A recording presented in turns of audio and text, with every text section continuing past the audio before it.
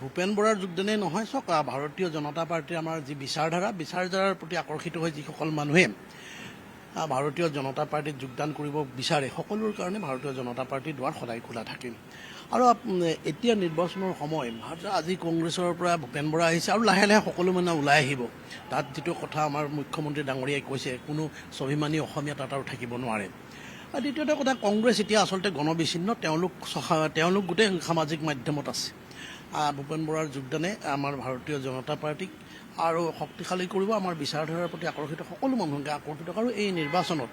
তেখেতসকলে কৈছে যুঁজ এখন হ'ব হয় সঁচাকৈ তেওঁলোকৰ যুঁজ এখন হ'ব বুলি যিটো কৈছে যুঁজ এখন ইতিমধ্যে তেওঁলোকৰ মাজতে আৰম্ভ হৈছে আৰু কেইদিনমানৰ ভিতৰত দ্বিতীয় এখন যুঁজো তেওঁলোকৰ মাজত আৰম্ভ হ'ব এতিয়া সকলোৱে কৈ আছে যে ভূপেন বৰাই নহয় আৰু কোন কোন আহিব কোন আহিলে বিজেপিৰ আপোনালোকৰ যিটো দল আছে সেই দলে কাক আচলতে এই মুহূৰ্তত আদৰণি জনাবলৈ সাজু হৈ আছে গোটেই বিষয়টো কেনে আমি কৈছোঁ যে আমাৰ বিচাৰধাৰাৰ প্ৰতি আকৰ্ষিত হৈ আমাৰ বিচাৰধাৰা সমৰ্থন জনাই ভাৰতীয় জনতা পাৰ্টীৰ যিটো বিচাৰধাৰা জন্মলগ্নৰ পৰা যি বিচাৰধাৰাত বিশ্বাস কৰোঁ সেই বিচাৰধাৰাৰ পৰা আকৰ্ষিত হোৱা সকলো ব্যক্তিকে আমি ভাৰতীয় জনতা পাৰ্টীত ল'ম তাৰ আহিবলৈ যথেষ্ট মানুহ আছে কিছুমান মানুহ কংগ্ৰেছৰ প্ৰাৰ্থী তালিকালৈ ৰখি আছে আৰু বহুতে এতিয়া কাৰ নাম ক'ম নাম আমি এতিয়া নকওঁ তেওঁলোকে আহিব তেওঁলোক সকলোকে আমি শুভেচ্ছা জনাইছোঁ আমি যিটো বিচাৰধাৰা এখন অসমত মুখ্যমন্ত্ৰী ডাঙৰীয়া এখন বিকশিত অসম আৰু নৰেন্দ্ৰ মোদী ডাঙৰীয়া যি বিকশিত আৰু শক্তিশালী অসম গঢ়াৰ স্বাৰ্থত যিখিনি কাম কৰিছে তাৰ প্ৰতি সমৰ্থন জনাই যিসকল মানুহ আহিব সকলোকে ভাৰতীয় জনতা পাৰ্টীয়ে আদৰি ল'ব দুটা কথা আছে আপুনি মোক দুটা প্ৰশ্ন কৰিছে প্ৰথম প্ৰশ্নটোৰ উত্তৰ হ'ল যে অসমীয়া মানুহে যোৱা প্ৰায় 100 বছৰ যিটো সত্তাৰ বিৰুদ্ধে যুদ্ধ কৰি আছিল সেয়া গোপীনাথ বৰদলৈ হওক ভীমবৰ দেউৰী হওক ৰূপনাথ ব্ৰহ্ম হওক বিষ্ণুৰাম মেধি বিমল প্ৰসাদ চলিহাৰ পৰা আৰম্ভ কৰি আজিলৈকে অসমীয়া মানুহে যুঁজি আছে মিয়াৰ আগ্ৰাসনৰ বিৰুদ্ধে তাতকৈ আগত আমাৰ প্ৰথমখন যুদ্ধই হৈছে মিয়াৰ বিৰুদ্ধে বক্তিয়াৰ খিলিজীক আমি পৰাজিত কৰিছোঁ সেই সময়ৰ পৰা আজিলৈকে আমি মিয়াৰ বিৰুদ্ধে যুঁজি আছোঁ আৰু মিয়াৰ দেশ হ'ল বাংলাদেশ আৰু পাকিস্তান গৌৰৱ গগৈয়ে পাকিস্তানৰ পক্ষ লৈছে গৌৰৱ গগৈ পাকিস্তানৰ পক্ষত আছে পাকিস্তানৰ হৈ গৌৰৱ গগৈৰ পত্নীয়ে চোৰাংচোৱাগিৰি কৰাৰ অভিযোগ উঠিছে তেনে সময়ত কোনো স্বাভিমানী অসমীয়া কংগ্ৰেছ দলত থাকিব নোৱাৰে কিয়নো গৌৰৱ গগৈ কংগ্ৰেছৰ সভাপতি এক নম্বৰ কথা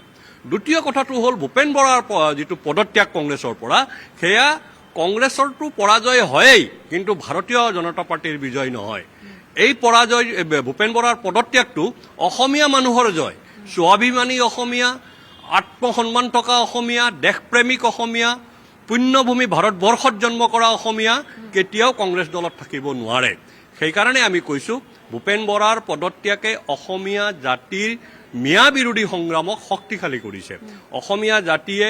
সেই তাহানিতেই মহাৰাজা পৃথুৰ পৰা আৰম্ভ কৰি এতিয়ালৈকে মাননীয় মুখ্যমন্ত্ৰী ডক্টৰ হিমন্ত বিশ্ব শৰ্মাৰ নেতৃত্বত মিয়াৰ বিৰুদ্ধে যিটো সংগ্ৰাম কৰি আছে সেই সংগ্ৰামৰ অংশীদাৰ হৈছে ভূপেন বৰা আৰু সেইকাৰণে আমি অটল বিহাৰী বাজপেয়ী ভৱনত ভূপেন বৰাক আদৰণি জনাইছোঁ আৰু এই আদৰণিটো অসমীয়া সমাজৰ আদৰণি কিয়নো অসমীয়া সমাজে এটা দীঘলীয়া সময়ৰ কাৰণে কেইবাটাও শতিকা জুৰি আমি মিয়াৰ বিৰুদ্ধে সংগ্ৰাম কৰি আছোঁ সেই সংগ্ৰামক এতিয়া এক নিৰ্ণায়ক পৰ্যায়লৈ লৈ যাব লাগে আৰু সেই নিৰ্ণায়ক পৰ্যায়ত নিবৰ কাৰণে মাননীয় মুখ্যমন্ত্ৰী ডক্টৰ হিমন্ত বিশ্ব শৰ্মাই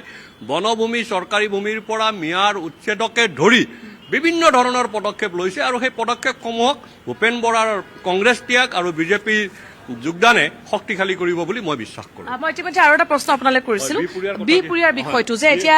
তৃণমূল পৰ্যায়তো বা এনেধৰণে হয়তো চৰ্চা হৈছে যে যিসকল অন্যান্য প্ৰাৰ্থিত্ব প্ৰত্যাশী আছিল তেওঁলোকৰ মাজত কিছু অসন্তুষ্টি থকাৰ কথা কিন্তু ইতিমধ্যেই প্ৰায় চৰ্চাত আছে সেই বিষয়টো কি ক'ব মানে ভাৰতীয় জনতা পাৰ্টীয়ে এতিয়ালৈকে আনুষ্ঠানিকভাৱে ভূপেন বৰাৰ নাম বিহপুৰীয়াৰ কাৰণে ঘোষণা কৰা নাই এক নম্বৰ কথা দুই নম্বৰ কথা ভাৰতীয় জনতা পাৰ্টীৰ কাৰ্যকৰ্তাৰ ইমানখিনি নৈতিক সাহস আছে যে তেওঁলোকে সকলো মানুহক আদৰি আনি এবজৰ্ব কৰি ল'ব পাৰে নিজৰ মাজত আপুনি চাওক আৰম্ভণিৰে পৰা 2011 চনৰ পাছৰ যিটো অসমৰ ৰাজনীতি ইয়াত সদৌ অসম ছাত্ৰ সন্থাৰ পৰা মানুহ আহিছে জাতীয়তাবাদী যুৱ ছাত্ৰ পৰিষদৰ পৰা মানুহ আহিছে বিভিন্ন জনজাতি সংগঠনৰ পৰা মানুহ আহিছে আনকি বামপন্থী চিন্তাধাৰাৰ লগত জড়িত থকাও মানুহ আহিছে সকলো মানুহ আহি ভাৰতীয় জনতা পাৰ্টীত এবজৰ্ব হৈ গৈছে অৰ্থাৎ ইয়াত মিহলি হৈ গৈছে ইয়াত মানে